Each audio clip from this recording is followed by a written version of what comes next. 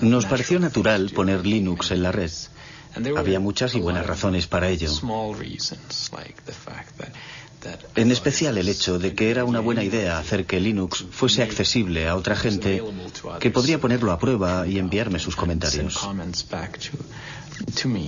De hecho, Linux podía elegir entre dos opciones. Podía distribuir Linux de forma gratuita o podía tratar de venderlo. Linux jamás se habría vuelto tan importante si Linus Torvalds hubiese tratado de obtener un beneficio comercial. Nadie lo hubiera comprado, habría sido una maniobra inútil. Ya llevamos aquí un montón de tiempo. La distribución de Linux está en su tercera generación. Nos costó mucho trabajo encontrar sitio para Linux. Sí.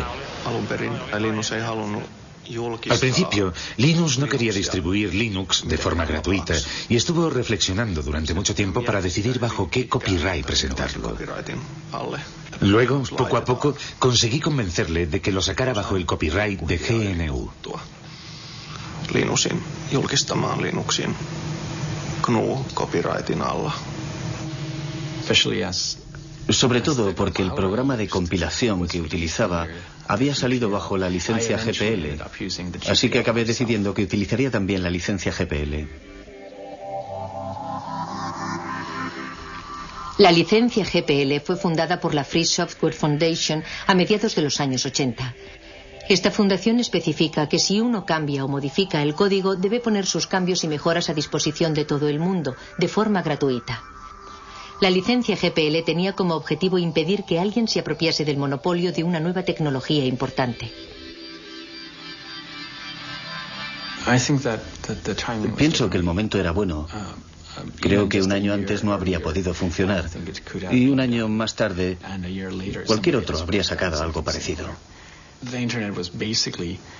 Internet todavía no había calado de verdad entre el gran público, aunque sí había calado hondo en las redes universitarias.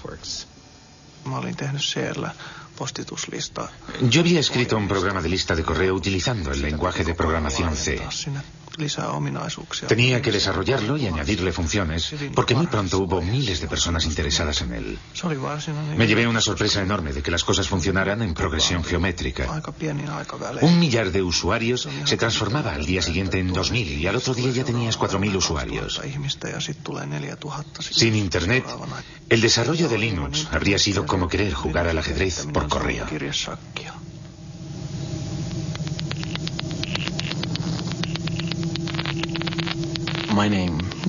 El primer nombre que elegí fue Freaks, para expresar a la vez la idea de free, libre y gratuito, y de freak, raro, diferente, sin olvidar la X final de Unix.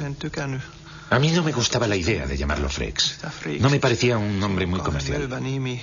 Ari Lemke, que sacó Linux en el sitio FTP, pensaba que era una mala idea y odiaba de verdad ese nombre. Así que cuando lanzó el sitio FTP lo bautizó como Linux porque sabía que ese nombre iba a funcionar. Nos quedamos con ese nombre, que está claro que es muchísimo mejor.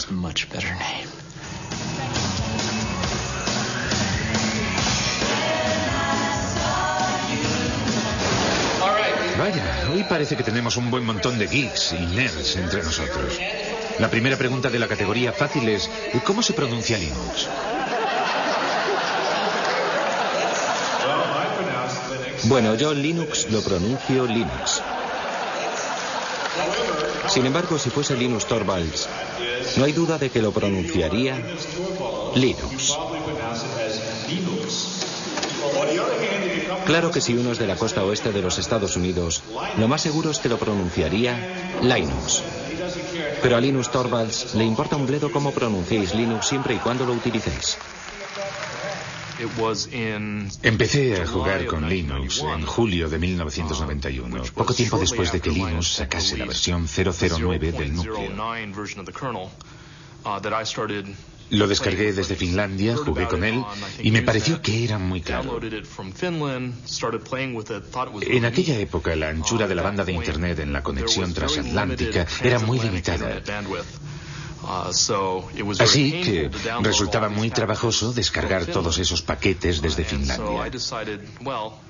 Entonces pensé que había que hacer algo para remediar ese problema. Utilicé mi estación de trabajo personal, la que tenía en mi despacho, tsx-11.mit.edu, y creé en ella un archivo espejo de todas las fuentes del núcleo. Fue el primer sitio FTP de Linux que existió en los Estados Unidos. La primera vez que recibí Linux, lo descargué en disquetes. Luego lo instalé en una de las máquinas de laboratorio de informática de la Universidad de Pensilvania, por lo que me echaron del laboratorio. Pero, en fin, esa fue mi primera experiencia con Linux.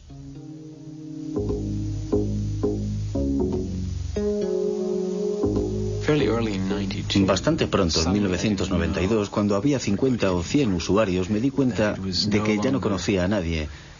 Ya no se trataba solo de mí y de algunos amigos, sino que éramos yo y alrededor de 200 personas más, que yo no tenía ni la menor idea de quiénes eran, dónde vivían ni lo que hacían con el sistema, y eso supuso un gran paso.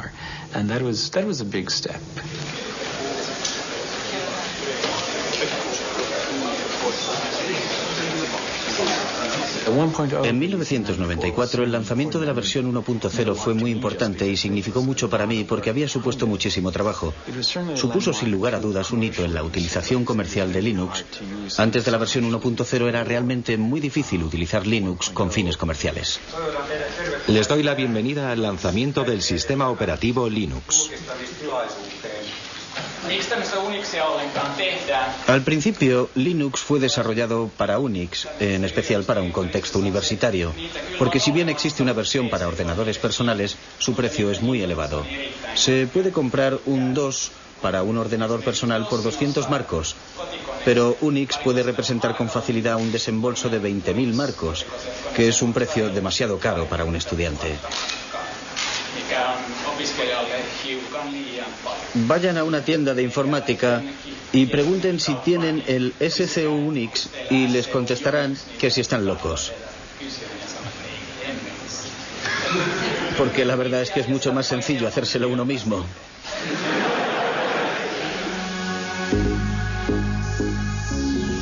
El proceso de desarrollo de Linux es extraño. No se basa en ninguna jerarquía aparente. Todo el mundo puede dar sus sugerencias para cambiar el código. Pero hay una persona que dirige, que toma las grandes decisiones y que selecciona las mejores ideas. Linus, el dictador benévolo.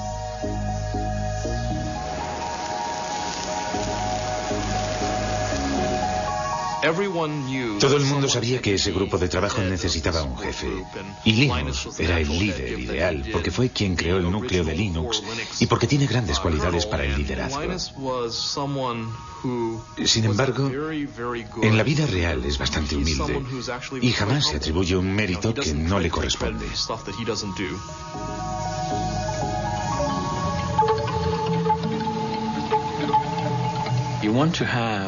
Yo quería que cientos, miles de personas trabajaran en el núcleo al mismo tiempo, pero no quería que se pelearan y se pisaran los unos a los otros, porque en ese caso pierdes mucho tiempo resolviendo los conflictos y te ves metido todo el rato en discusiones acaloradas.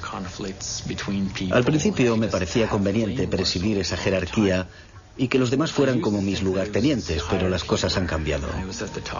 Ahora se trata más bien de una web of trust, de una red de confianzas en la que yo tengo personas en las que confío, que a su vez confían en otras personas.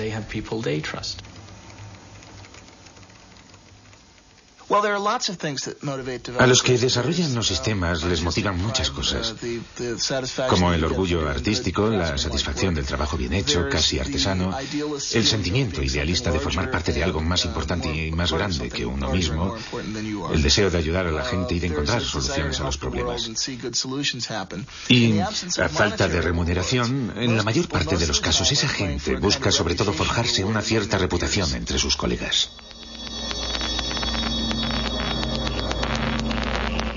Uno de los puntos fuertes del desarrollo de Linux es que casi todos los creadores de software pueden ser contactados directamente por correo electrónico. Tetsu jugó un papel fundamental en la difusión de Linux en los Estados Unidos.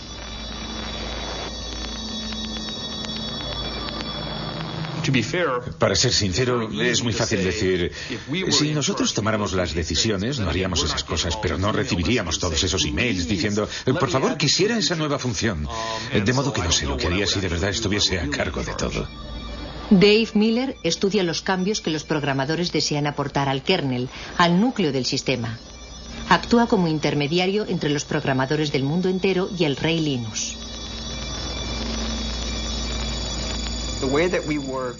Nuestra forma de trabajar es la siguiente. Puedes hablar durante todo el día de una gran idea o de una solución genial, pero tienes que proponernos algo. Enséñame algo concreto, envíame un fragmento de código, algo tangible, que yo mismo pueda probar para hacerme una idea de qué se trata, en vez de pasarte el día entero hablando del asunto de forma abstracta. Alan Cox, un hacker renacentista, es el colaborador más cercano de Linus, su mano derecha.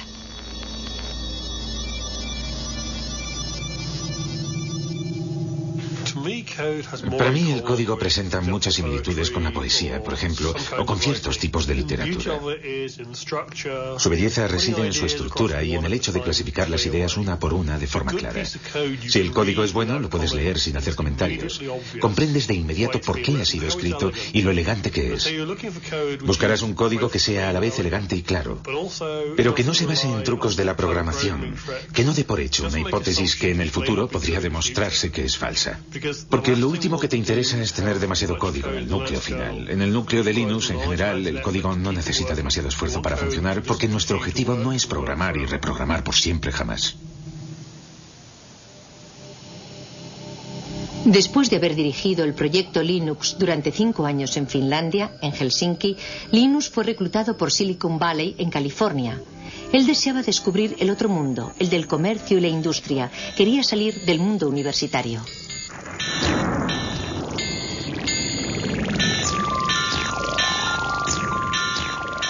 Usted es una figura poco ortodoxa dentro del universo de Silicon Valley. ¿Qué van a hacer con usted? ¿No corre el riesgo de dejarse llevar por el aspecto comercial y enloquecido del lugar?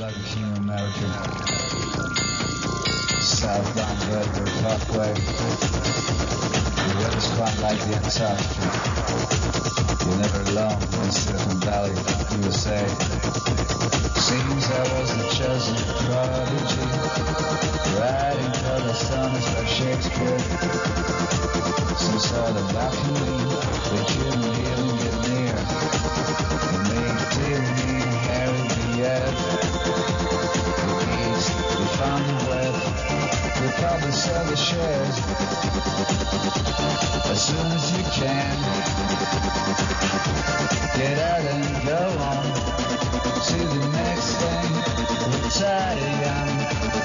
Should have been the king of America.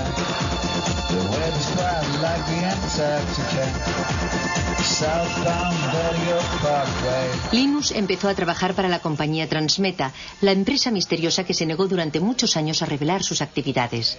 Se sabía, sin embargo, que trabajaba con un código fuente cerrado, siguiendo el ejemplo de Microsoft. ¿Habría cambiado Linus de bando? El mundo de los negocios tiene leyes extrañas. Al mismo tiempo que trabajaba para Transmeta, Linus podía seguir desarrollando su propio software con permiso de sus jefes. Hicieron todo lo que pudieron para obligarme a ser la imagen de Linux y de la comunidad open source en su conjunto.